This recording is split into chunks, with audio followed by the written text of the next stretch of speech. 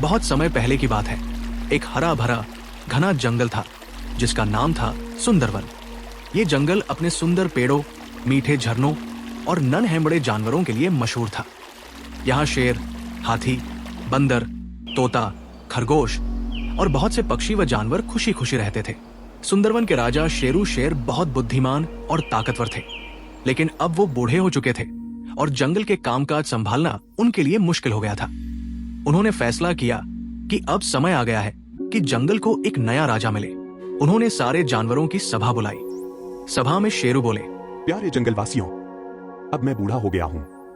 मैं चाहता हूँ कि अब कोई और नया राजा बने जो हमारे जंगल की रक्षा करे और सबका ख्याल रखे।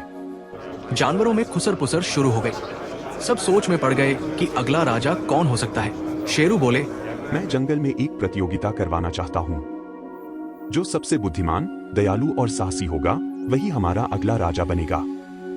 प्रतियोगिता के 3 चरण थे। साहस की परीक्षा, एक खतरनाक घाटी में से शहद का घड़ा लाना। बुद्धिमत्ता की परीक्षा, पहेली सुलझाना। दयालुता की परीक्षा, किसी जरूरतमंद की मदद करना। कई जानवरों ने हिस्सा लिया। हाथी गज्जू, बंदर मिंकू, लोमड़ी झुनझुन, खरगोश छुटपुट और तोता मनी। पहला चरण, साहस की परीक्षा। सबसे पहले जानवरों को जाना था गहरी घाटी में, जहां जंगली मधुमक्खियां रहती थी। वहां से शहद का एक भारी घड़ा लाकर लाना था। गज्जू हाथी गया, लेकिन मधुमक्खियों से डरकर भाग गया। बंदर मिंकू छलांग लगातार गाता पहुंचा, लेकिन शहद का घड़ा उठा नहीं पाया। लोमड़ी झुनझुन चालाकी से गई, लेकिन उसने शहद चुराने की कोशिश की और फिसल कर गिर गई। फिर बारी आई खरगोश छुटपुट की।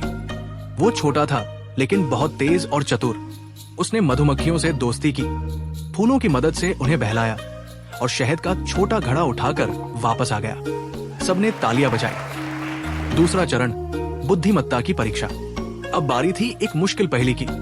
शेरू ने पूछा, ऐसी कौन सी चीज है जो हमें दिखाई नहीं देती लेकिन हमें जीवन भर साथ चलती है? सब चुप हो गए। बंदर मिंकू बोला, परछाई। लोमड़ी बोली, हवा। तोता मनी बोला, सपना। लेकिन छुटपुट ने मुस्कुरा कर कहा, वो है समय। समय दिखाई नहीं देता लेकिन हमेशा साथ चलता है। शेरू खुश हुए, बिल्कुल सही जवाब।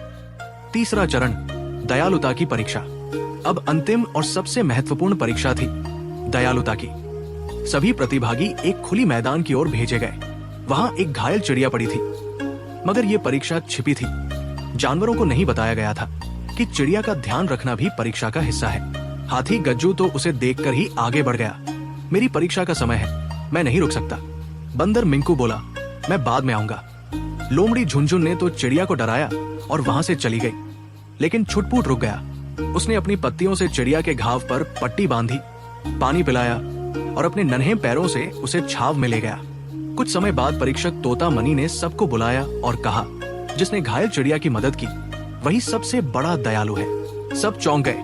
शेरू शेर ने कहा, तीनों परीक्षाओं में सबसे आगे रहे हमारे नन्हे और प्यारे छुटपुट खरगोश। आज से यही हमारे जंगल का नया राजा होगा।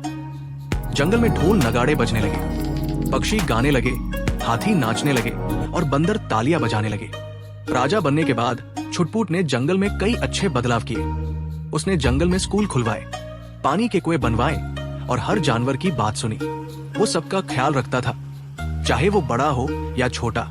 वो हमेशा कहता, राजा बनने के लिए ताकत नहीं, दिल बड़ा होना चाहिए।